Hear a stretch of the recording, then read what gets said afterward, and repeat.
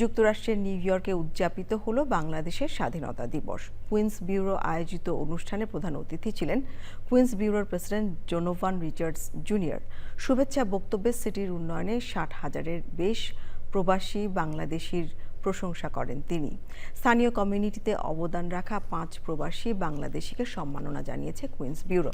উপস্থিত ছিলেন বিশিষ্ট ব্যবসায়ী শাহনেওয়াজ, বাংলাদেশি পুলিশ কর্মকর্তাদের সংগঠন বাপার সদস্য, বাংলাদেশ সোসাইটি ও সংস্কৃতি অঙ্গনের বিশিষ্টজনেরা।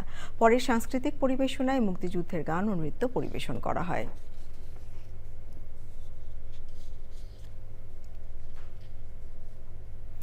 উৎসবমুখর পরিবেশে ঈদ পুনর্মিলনী করেছে মক্কার চন্দনাই সমিতি। সমিতির সদস্যদের মাঝে ঈদের আনন্দ ভাগাভাগি করে নিতে বিপুল উৎসাহ উদ্দীপনায় অংশ নেন প্রবাসীরা।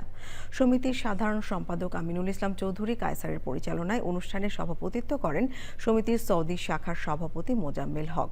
বিশেষ অতিথি ছিলেন মক্কার বিশিষ্ট ব্যবসায়ী মোহাম্মদ ফারুক, চ্যানেল আই সৌদি আরব প্রতিনিধি MY আলাউদ্দিন ও অন্যরা।